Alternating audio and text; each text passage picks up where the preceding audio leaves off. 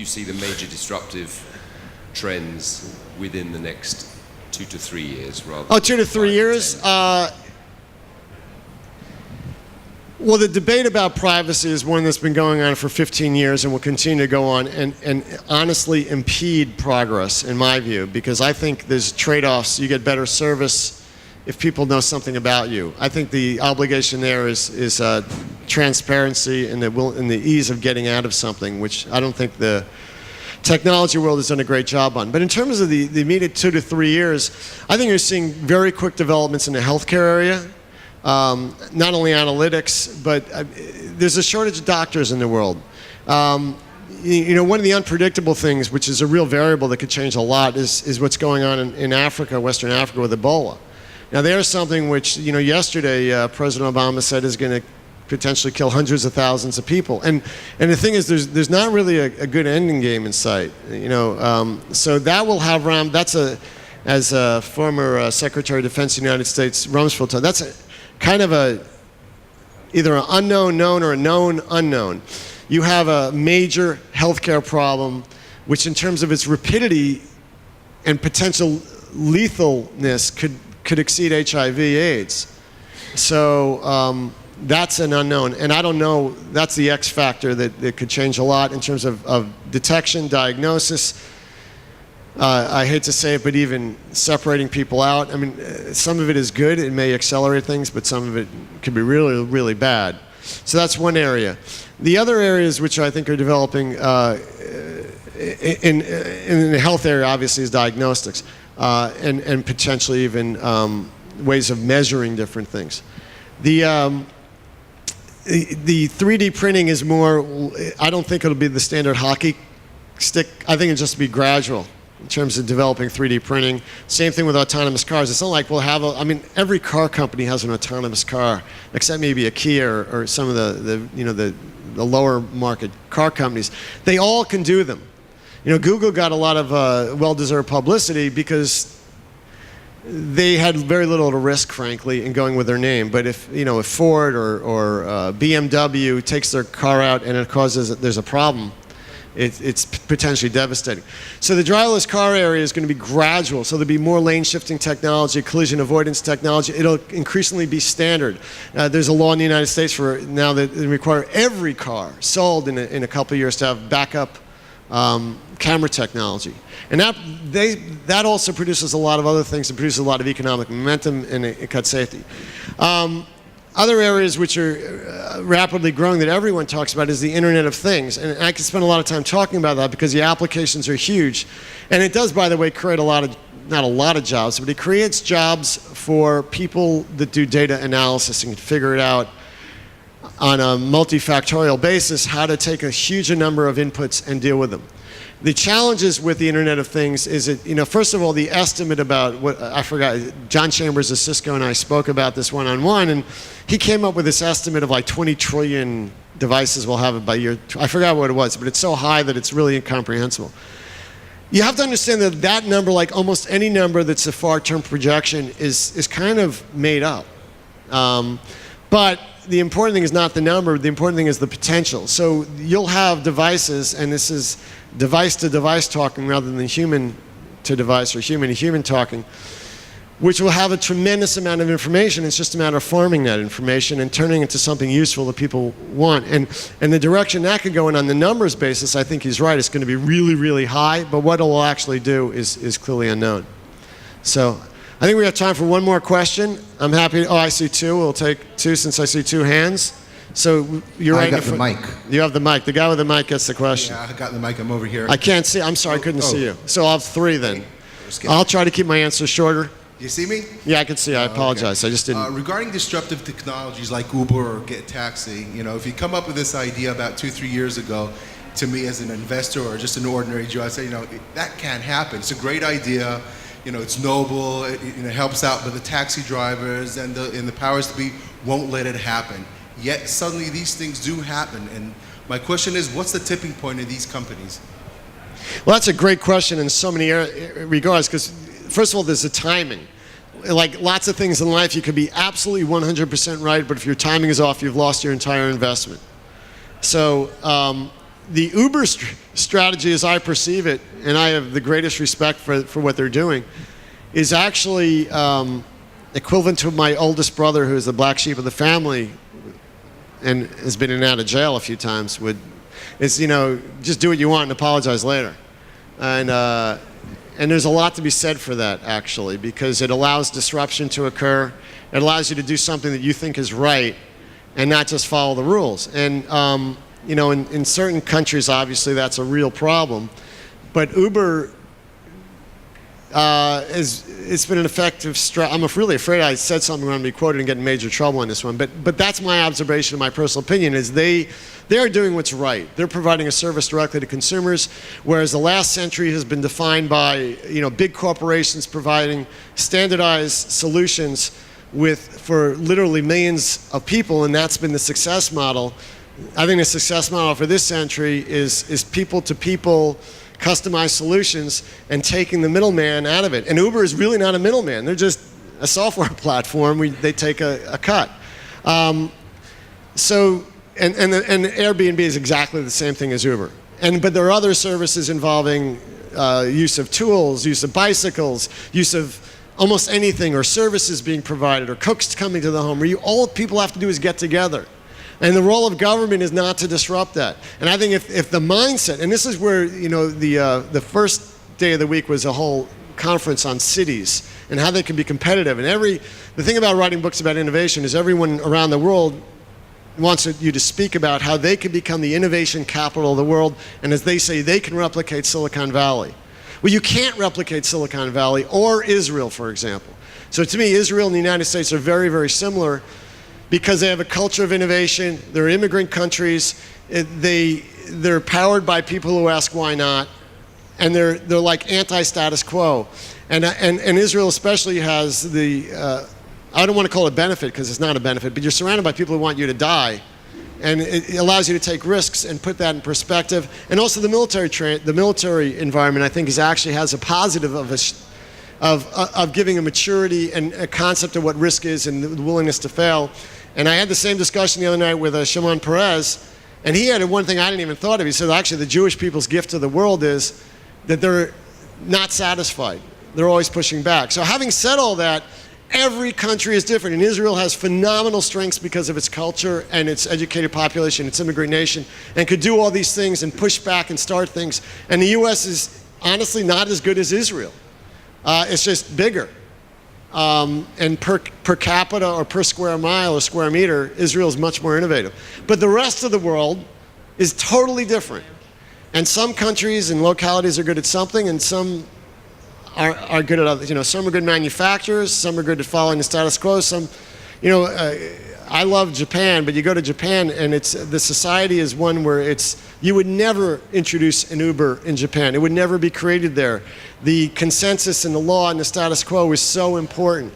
And they don't even have a word for no. So it's groupthink.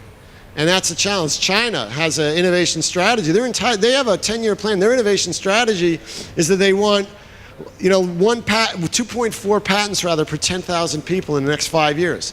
And they're not getting it, but they're having a lot of variations on a theme patents. What they're doing is they've decided they're not innovative because it's not in their DNA. So what they're doing is they're sending kids elsewhere in the world to, I don't know about Israel, but they're definitely sending them to the US. There's 200,000 kids in the United States now from China to learn how to be innovative, as well as, at really young ages now, but also to get their PhDs in science and then go back to China. So your question was really how you could introduce something, how you know that the legal environment will change. You got to bet on it and believe in it and make it happen, and sometimes you just got to do it and deal with the consequences and hope that in the case of an Uber, your loyalty is so high you'll change the law because your service is so compelling. But that's the nature. There was when cars were introduced, there was the law that said they couldn't go faster than a horse. And, and it's cloaked in safety, or it's always cloaked in something else. But the truth is, there are status quo people with their lives. The pitch I have in the United States is, look, our entire country in the United States is formed because we didn't like the fact that the Brits were telling us what to do. They were imposing their taxes and their laws and their regulatory scheme. And the whole concept of the revolution was that we should be able to do business with each other without someone else getting involved. And now the battle, which I love, by the way, is between the Republicans and the Democrats. And honestly, we try to inspire this. We want the Republicans and Democrats to fight each other over who is more with innovation. And arguably, it's more a philosophy of Republicans because they arguably are more free market, they're less government intervention. And they're battling it out now, which I really appreciate. And the Democrats face a challenge. I mean, they have the hotel unions, they have the taxi cab drivers, and they're kind of getting stuck behind. And for the younger generation, at least in the United States, and I'm reluctant to generalize, it is they're not the owning generation, they're the shared generation. And the Republicans see a shot at getting younger Americans, once they get away from social issues, focusing on the fact that they're more willing to embrace innovation. Wow, I broke that promise, didn't I? I said a short answer. And there's no shot clock up here, so I don't know how much time I have, but I did promise 2 questions, and I do know I'm between you and lunch. So there's 2, if they're still here, the last 2 questions? No more? Or I can't see, honestly.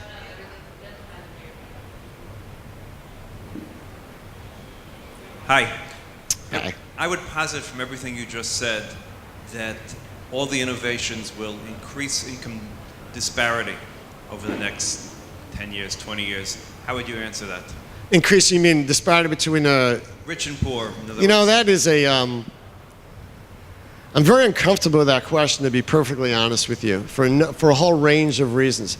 First of all, there are statistics being used today, and Thomas Piketty has this book, and every far leftist is citing it, and including President Obama, and talking about that. The book is based on statistics which don't tell the picture of reality. It excludes, it takes gross income, it does not count benefits that you get as a citizen from the government because you don't have money, and it doesn't count the taxes that are higher on wealthy people. So it's based on a very flawed set of facts. And the other side of it that I ask in the United States is, the United States has produced a phenomenal amount of wealth because of innovation and technology.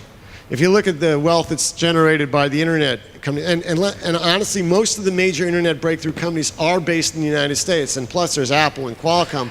But if you take Google and Yahoo and Twitter and Facebook and Amazon and eBay, I mean, it's produced incredible wealth. So that wealth that's produced is certainly raised for maybe 10,000 people are multimillionaires because of it. That's raised the average income in the United States. And that's used as an example of saying, oh my God, income inequality has increased. And the third thing the statistics don't, so basically you're saying, if you have $1 billion and you walk in this room, and so the average wealth here then in this room is now, let's say, $10 million, is that good or bad? And that's the argument there, is that the wealthy have gotten wealthier. Well, we haven't gotten worse just because you've gotten wealthier. It assumes that wealth is something which is just divided as opposed to increase in income affecting everyone. The third thing, by the way, it doesn't even take into account at all, is how lifestyles have changed. So now virtually everyone in the United States has a smartphone, and they have a television set, and they have all sorts of appliances. I mean, even some of the very poorest people in the United States have all these products.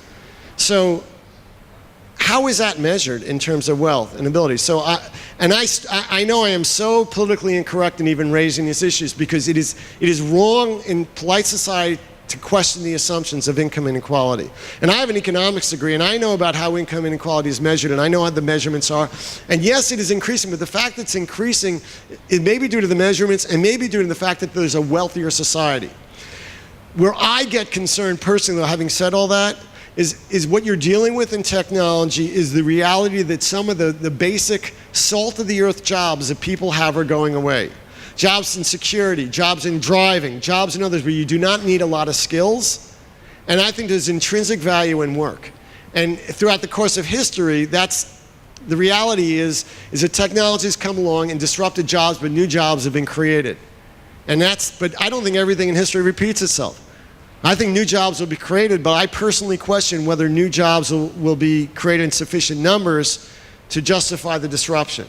So that, I don't worry about income inequality because I think at least in the US, the national wealth has increased dramatically. I think it's spread through the world. I think the national and international health will increase dramatically because of technology. And I am passionate about innovation, and I'm a cheerleader. And it's a good thing because everyone in the world wants the same thing. They want a better life for their children. And there will be a better life for their children. The question is whether work will be part of that equation. And I struggle with that one because there is intrinsic value in work. And I think a lot of the problems in the world, including on the panel we just heard from, are because people have too much time in their hands and they're not working. So if you don't have a job, you want to blame someone that you're poor, and you see others and you take it out. I mean, we had this crazy movement in the United States a couple of years ago. It was a period of, and the media picked up on it, was national craziness, the Occupy movement. There was no cause. And these people with their iPhones and their trust funds were taking over parks and sleeping in them, and globalism, and they didn't even know what they were fighting about. They had too much time in their hands. And that was a subject, in my view, because they had too much wealth.